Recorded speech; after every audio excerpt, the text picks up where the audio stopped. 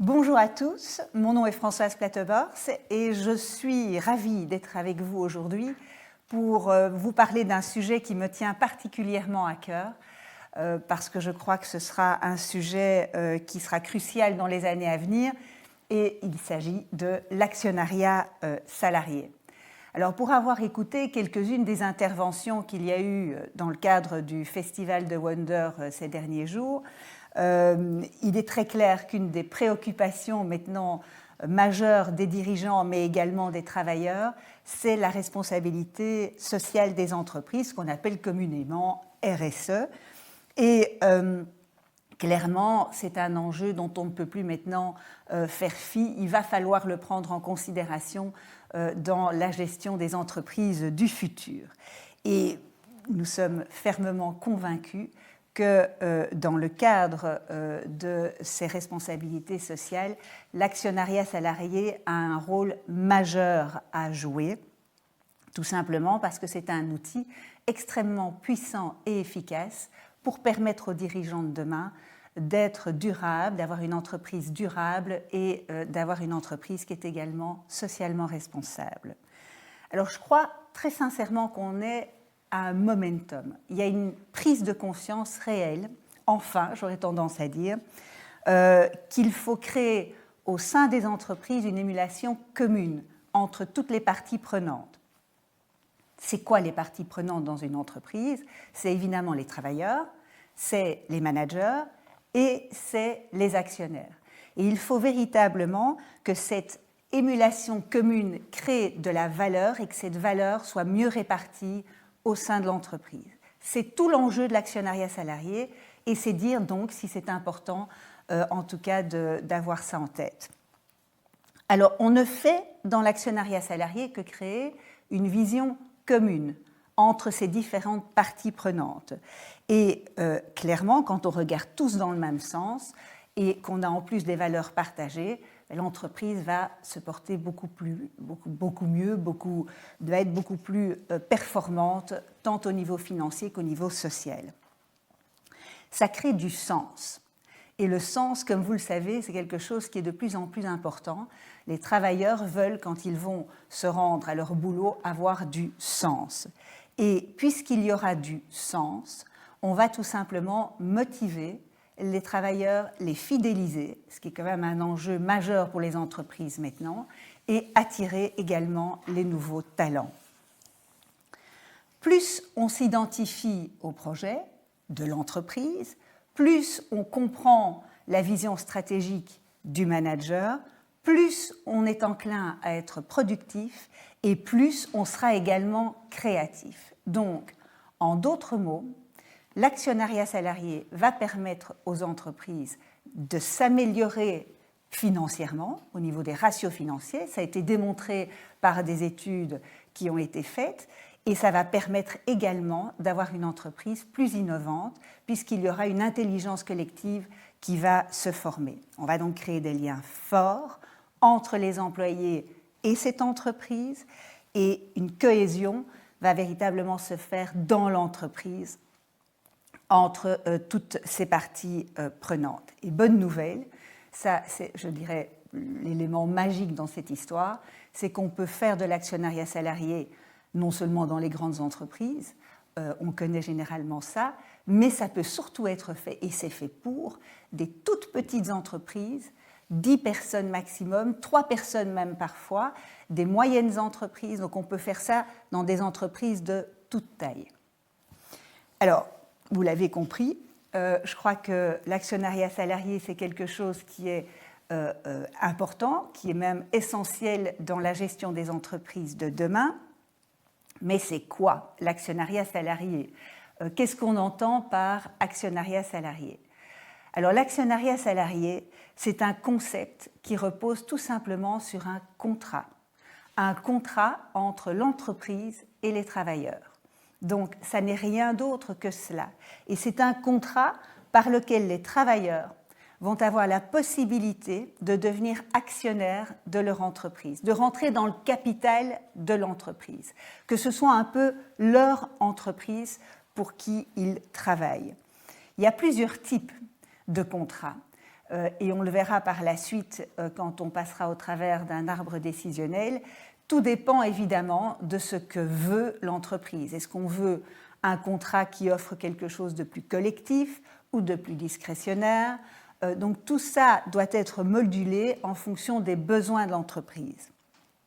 Mais ce n'est qu'un simple contrat dont l'objectif est tout simplement un partage plus équitable de la valeur qui va être créée au sein de l'entreprise. Ce qui est important à comprendre, c'est que dans l'actionnariat salarié, c'est vraiment la valeur future qui va être créée dans l'entreprise qui va être distribuée. Ce n'est pas le passé.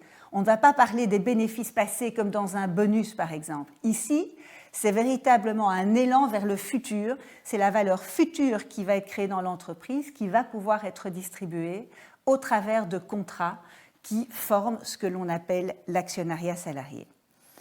Alors, les raisons pour lesquelles cet actionnariat salarié est, à mon avis, fondamental, elles sont au nombre de 3. Enfin, en ce qui me concerne, j'en ai listé 3 qui, pour moi, me semblent totalement essentielles. La première chose, c'est qu'au travers de cet actionnariat salarié, on va partager les bénéfices et on va aussi participer en tant que travailleur aux décisions de l'entreprise. Donc, l'actionnariat salarié est en fait une promesse à ceux qui contribuent activement dans l'entreprise, à créer de la valeur dans cette entreprise, qu'ils vont pouvoir bénéficier de la valeur qu'ils vont créer. Comment ? Tout simplement par un partage des bénéfices qui vont être réalisés dans l'entreprise, mais également en participant aux décisions essentielles qui seront prises dans cette entreprise. L'actionnariat salarié va forcer la communication et la transparence de cette communication dans l'entreprise, ce qui va par définition augmenter la gouvernance, la bonne gouvernance de cette entreprise. Et comme vous le savez, quand la bonne gouvernance est forcée dans les entreprises, on va avoir des entreprises qui vont être plus durables et qui vont être, par définition, socialement responsables. Donc, on va avoir des entreprises qui vont être plus responsables et plus durables de par la participation des travailleurs dans les décisions de cette entreprise et de par le partage plus équitable des ressources qui seront créées par cette entreprise. Deuxième point, pour moi, fondamental, c'est l'engagement et la motivation des employés. Grand sujet à l'heure actuelle, puisque toutes les entreprises se plaignent de ne plus trouver d'abord les bons profils et quand ils les ont trouvés, de les garder motivés et engagés et de les fidéliser. Il est très clair que quand on devient actionnaire dans une entreprise, on est évidemment enclin à travailler plus pour cette entreprise et à s'intéresser au projet de cette entreprise. On va donc avoir tout simplement des engagements qui vont être décuplés envers cette entreprise. On va avoir un intérêt direct à la réussite de cette entreprise. Et donc, on va être plus enclin à travailler ensemble et à atteindre des objectifs communs. Ce qui est fondamental pour tout chef d'entreprise, c'est qu'il y ait une meilleure cohésion entre les travailleurs et qu'on aille tous dans le même sens, qu'on atteigne tous des objectifs communs. Donc, cela va motiver particulièrement les jeunes générations qui sont en quête de sens quand ils vont au travail. C'est vraiment un des enjeux majeurs du RH des jeunes générations. Ici, on va leur donner plus de sens et on va leur créer un sentiment d'appartenance à l'entreprise. Ils vont plus s'identifier à l'entreprise, ce qui va normalement, par voie de conséquence, créer plus de satisfaction au travail et ce qui va stabiliser la force de l'entreprise à long terme, c'est-à-dire son personnel. Troisième enjeu, c'est la justice économique. C'est très clair qu'on s'inscrit avec l'actionnariat salarié dans une justice économique. On va réduire les inégalités puisqu'on va répartir différemment les ressources dans l'entreprise. On va avoir un actionnariat qui va être plus distributif au niveau des travailleurs, plus équitable, Et dès lors, on va avoir également une culture d'entreprise qui va être tout à fait renforcée sur, par définition, la transparence qui va exister dans la communication qui sera faite entre les managers et les travailleurs. La responsabilité, quand on est dans un projet et qu'on croit dans ce projet et qu'on s'identifie au projet, clairement, on va être plus responsable et on va faire attention pour éviter qu'il y ait des déperditions à gauche et à droite. On va être plus performant. Donc, il va y avoir une responsabilisation plus grande des travailleurs et il va y avoir également une plus grande participation. Donc, tout ceci pour vous dire que au niveau de la justice économique, on va avoir plus de transparence, plus de participation et plus de responsabilité. Ce sont les valeurs essentielles d'un commerce équitable, raison pour laquelle je crois qu'il est important de parler de ces outils d'actionnariat salarié aujourd'hui. Alors, question qu'on pourrait se poser, mais alors pourquoi n'a-t-on pas fait cet actionnariat salarié plus tôt ?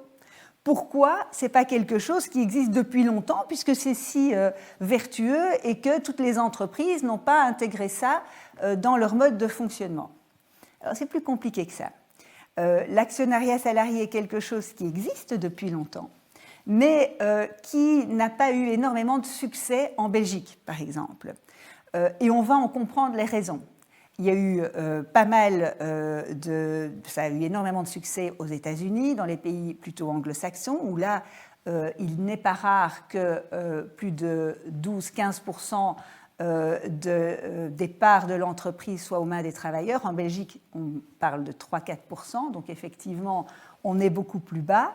Et les raisons pour lesquelles on n'a pas eu un engouement pour cet actionnariat salarié sont, à notre analyse, au nombre de 4. La première, c'est simplement des barrières culturelles. Les PME belges sont plutôt enclines à travailler en vase clos, c'est-à-dire vivons heureux, vivons cachés, et n'allons pas être trop transparents vis-à-vis des travailleurs. Ça ne pourrait que nous nuire à nous en tant que chefs d'entreprise. C'est évidemment une idée reçue qui est totalement fausse et certainement totalement inadaptée au monde de demain.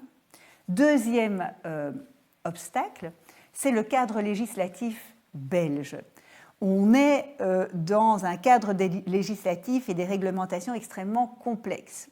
On le verra peut-être, mais quand on veut mettre en place ce type de solution, il faut aller voir un avocat, il faut aller voir un notaire, il faut aller voir un réviseur d'entreprise, il faut que tout ce beau monde s'entende, se coordonne, ce qui évidemment n'est pas simple, et le chef d'entreprise, qui est généralement sur le grill toute l'année, a d'autres choses à faire que de se lancer là-dessus, et là-dedans, en tout cas, dans cette démarche. Donc, ça a créé un véritable frein à toute mise en place de plans d'actionnariat salarié.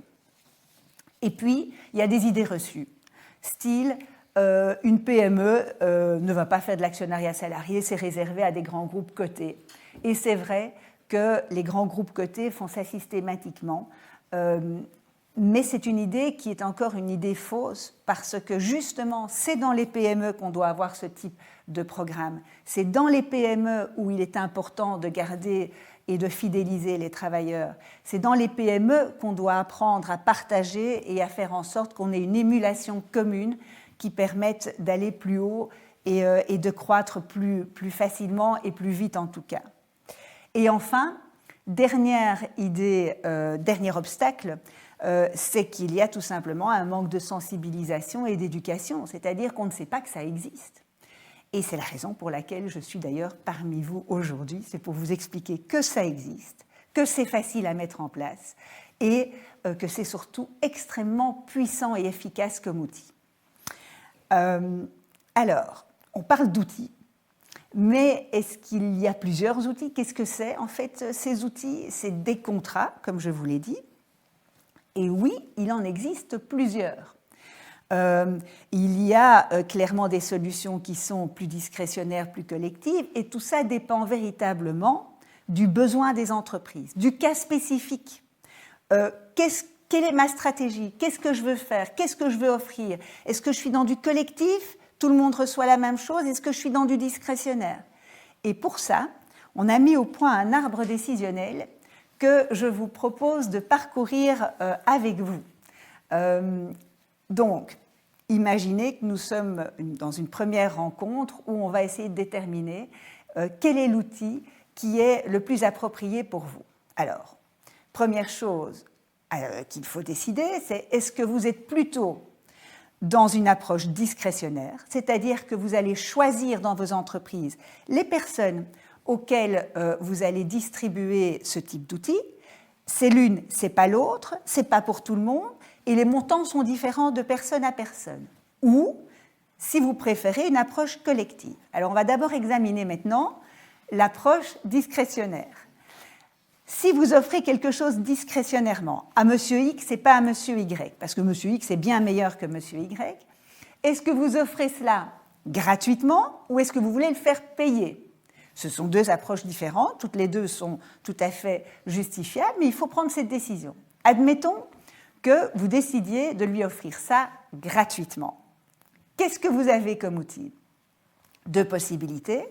Soit un outil qui est optimisé fiscalement et où on va avoir une taxation qui est extrêmement attractive, puisqu'on ne sera taxé qu'à 5 ou 6% de la valeur de l'action, ou est-ce qu'on a une approche où on est taxé normalement comme sur de la rémunération classique ?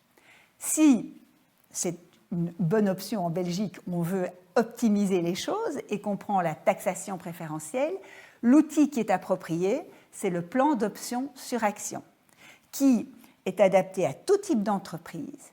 Le plan d'option sur action, c'est un outil où on va donner aux bénéficiaires le droit d'acheter l'action à un prix qui est le prix aujourd'hui de cette action pendant une certaine durée. Je vais prendre un exemple très simple.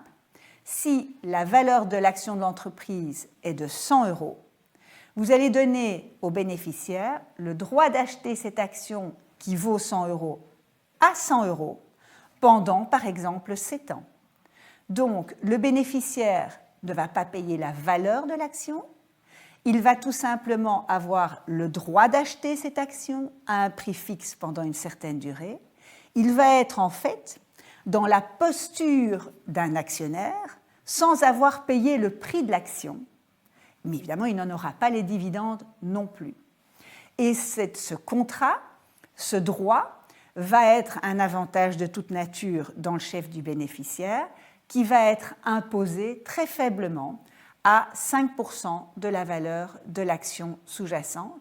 Il n'y aura pas de sécurité sociale à payer là-dessus et l'impôt, comme je vous l'ai dit, est de 5% de la valeur de l'action sous-jacente. Donc, système extrêmement attractif, tant d'un point de vue fiscal que parafiscal, et qui répond aussi aux besoins de fidélisation, puisqu'il y aura une période de blocage, on ne pourra pas exercer ce droit pendant une période de blocage qui est de 3 années calendrier.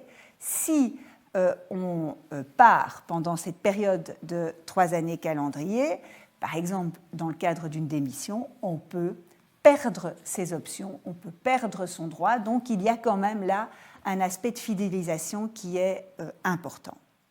Ça, c'est, et je ne rentrerai pas plus dans les détails, un type d'outil. Autre type d'outil, taxé comme de la rémunération classique. Alors là, on a encore une sous-branche qui est de dire est-ce que vous souhaitez qu'il y ait quand même un petit aspect de fidélisation avec une période de blocage qui est imposée ou pas ?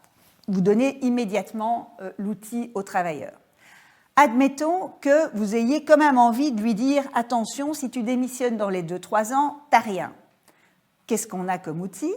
C'est ce qu'on appelle les PSE et RSU, c'est-à-dire qu'il est promis à l'employé, s'il reste dans l'entreprise, d'avoir X actions dans 2 ans ou dans 3 ans. C'est donc une promesse qui est faite aux travailleurs d'avoir des actions ou l'équivalent des actions en cash après l'écoulement d'une période de blocage, voire la réalisation d'objectifs qui lui ont été fixés. Si dans 2 ans, tu arrives à faire monter l'EBITDA à autant ou à faire telle et telle chose, tu auras droit à X actions ou leur contre-valeur en cash. Donc là, on offre quelque chose, mais avec un terme, c'est-à-dire qu'on va mettre une période de blocage. Et si on ne veut pas mettre cette période de blocage, là, on va vers l'octroi d'actions gratuites. Alors, ça, c'est tout simplement le dirigeant d'entreprise qui est véritablement dans une mouvance où il va offrir gratuitement des actions de l'entreprise aux travailleurs. Attention, dans ce cadre-là, il n'y a aucune optimisation, ni fiscale ni parafiscale. C'est considéré, de par la relation de travail, comme de la rémunération. Donc il faudra payer là-dessus l'impôt, full, et le NSS. Mais on a immédiatement, en tant que travailleur, l'action, c'est-à-dire qu'on va percevoir immédiatement les dividendes. Et on va donc avoir un revenu, si dividende il y a, enfin, s'il y a distribution de dividendes, et bénéfices par définition, il y aura un revenu immédiat par rapport à ça. Alors, si on revient en arrière, encore en arrière,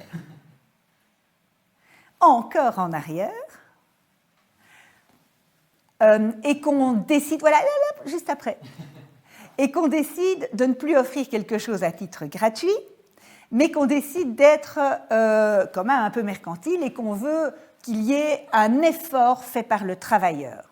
Ce qui est classique pour un chef d'entreprise, puisque, comme vous le savez, un chef d'entreprise a généralement mis toutes ses tripes sur la table, il s'est parfois endetté pour créer son entreprise, et il veut qu'il y ait quand même un engagement fort des travailleurs si il ouvre son capital à ses travailleurs. Donc, en gros, que le travailleur paye quelque chose pour l'action, paye même le prix de l'action. Là, évidemment, c'est une ouverture du capital aux travailleurs. Ça peut se faire sur les actions ordinaires ou ça peut se faire sur une catégorie d'actions qui est réservée aux travailleurs, qui peut parfois être des actions sans droit de vote ou avec obligation de revente des actions à l'entreprise dans l'hypothèse où le travailleur quitte cette entreprise, ce qui est légitime. Ça, c'est le contrat que l'on va écrire et que l'on va créer dans le cadre de cette ouverture du capital aux bénéficiaires travailleurs dans l'entreprise. Le gros avantage là, c'est que, évidemment, le chef d'entreprise, lui, va recevoir le prix de l'action. L'employé, le salarié, va payer ce prix de l'action, va donc d'autant plus engagé dans l'entreprise, et il va recevoir directement les dividendes, si dividendes il y a dans l'entreprise. Donc il va être immédiatement, sans attente, actionnaire de cette entreprise. Alors, ça, c'est tout ce qu'on peut faire dans le cadre, encore avant, d'une offre discrétionnaire, c'est-à-dire d'une offre où le chef d'entreprise décide qu'il peut donner ça à M. X, pas à M. Y, plus à M. X que M. Z, etc., etc. Je décide en tant qu'employeur à qui je veux donner l'actionnariat salarié et dans quelle proportion. Maintenant, si vous êtes plus dans une approche collaborative, collective, coopérative, là, vous allez avoir l'obligation d'offrir dans ces outils que je vais vous présenter ici la même chose à tout le monde. Les seules différenciations possibles seront des différenciations sur base de catégories objectives. Donc l'âge, la fonction, l'ancienneté dans l'entreprise, mais pas sur des critères comme on a classiquement dans les bonus ou d'autres choses qui sont des critères de performance personnelle. Ici, tout le monde reçoit quelque chose en fonction de catégories objectives. C'est ce qu'on peut appeler classiquement la participation bénéficiaire. Alors là, il y a deux choses qu'il faut savoir. Il y a des outils qui sont faits pour la petite entreprise. Et qu'est-ce que c'est que la petite entreprise ? Il faut au moins que 2 des critères soient réunis. Moins de 50 travailleurs, chiffre d'affaires de moins de 9 millions et un total bilantaire de moins de 4,5 millions. Ça, c'est une petite entreprise. Et puis, on a ce qui n'est pas une petite entreprise. Si on est une petite entreprise, on a un outil magique qui s'appelle le plan d'épargne investissement.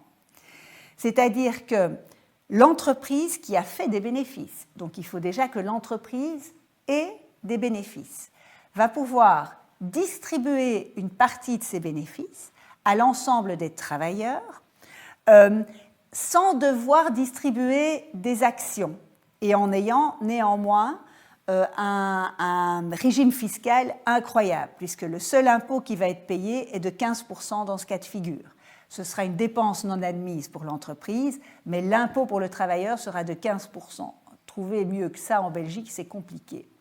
Donc, on rentre en fait dans un mécanisme où l'entreprise va distribuer une partie de ses bénéfices à l'ensemble des travailleurs en cash, mais les travailleurs vont avoir l'obligation de reprêter immédiatement cet argent à l'entreprise qui va avoir l'obligation de le bloquer tout en l'investissant dans des immobilisations pendant une période de minimum 2 ans, maximum 5 ans. Donc, on a un aspect de fidélisation puisque l'employé ne pourra pas recevoir son cash avant l'écoulement d'une période de minimum 2 ans, maximum 5 ans. Il y a cet aspect de fidélisation. On paiera évidemment des intérêts aux travailleurs, des intérêts qui ne peuvent pas être inférieurs à le lot de la durée du prêt. Et on a quand même là un aspect tout à fait collectif, puisque c'est tout le monde dans l'entreprise qui pourra recevoir cela, la seule différenciation possible étant des catégories objectives. Ça, c'est le petit outil magique pour les petites entreprises. Alors, pour les autres entreprises qui ne sont pas des petites entreprises, là, on a ce qu'on appelle la participation bénéficiaire en action. C'est-à-dire que là, il faut distribuer des titres de l'entreprise. Titres qui vont être bloqués pendant une période qui est de minimum 2 ans, maximum 5 ans. Là aussi, c'est pour tout le monde dans l'entreprise. La taxe, elle est risible, elle est de 15%. Et c'est une dépense non admise dans le chef de l'employeur. Il y a même la possibilité dans cet outil-là, participation de bénéficiaires, de faire une société coopérative de participation qui aurait pour objet exclusif de gérer la participation des travailleurs. Donc, c'est un outil qui n'a pas été fort utilisé par le passé, parce que jugé trop complexe, mais ce n'est pas vrai. Il y a moyen de le simplifier et il y a moyen de le mettre très simplement en vigueur dans les entreprises, certainement dans les petites entreprises. Donc vous le voyez, si on revient en arrière, il y a toute une série d'outils. Ces outils, ils dépendent véritablement de ce que vous souhaitez en tant qu'employeur, discrétionnaire ou non, et de toute la vision que l'on peut avoir des employeurs. Alors vous allez me dire, oui, mais et Bluetrees dans tout ça? Alors Bluetrees, qui est donc la société que j'ai le plaisir de gérer, est une société qui ne fait que ça. Donc nous sommes spécialisés en actionnariat salarié et notre ambition est véritablement de devenir le partenaire idéal dans le cadre de l'implémentation de ce type de plan. Et cette implémentation, on l'a simplifiée, on l'a standardisée, on l'a automatisée au maximum. Ça veut dire qu'on va véritablement vous prendre par la main et vous passer au travers de toutes les épreuves qu'il faut normalement faire pour réaliser ce type de plan de la manière la plus ludique et la plus simple possible. En faisant une analyse stratégique, vous avez vu, il y a ces petits outils d'arbre décisionnel, mais on va faire ça de manière plus poussée lorsque l'on rencontre évidemment les entreprises et les chefs d'entreprise. On va ensuite, une fois que l'outil est choisi, et vous avez vu qu'il y en a plusieurs, qui peuvent d'ailleurs se cumuler ou s'additionner, on va rédiger toute la documentation juridique, avec également tous les documents propres à l'entreprise, les PV du conseil d'administration, etc., etc. On va également aider à la communication au sein de l'entreprise et enfin à la gestion opérationnelle de cela avec un software. Alors en conclusion, qu'est-ce que l'on pourrait dire en conclusion de tout cela?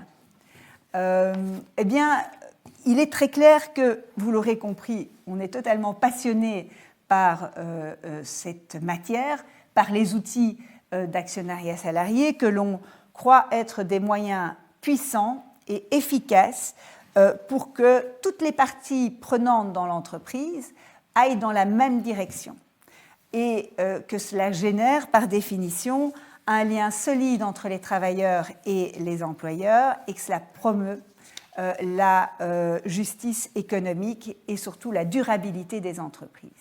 Et ici, on voit sur ce slide en quoi la responsabilité sociale des entreprises peut être tout à fait renforcée en utilisant les outils classiques d'actionnariat salarié. Merci beaucoup pour votre attention, mais je crois qu'il y a des questions. Oui, merci beaucoup. Je suis fasciné par le sujet, donc j'ai appris énormément de choses personnellement.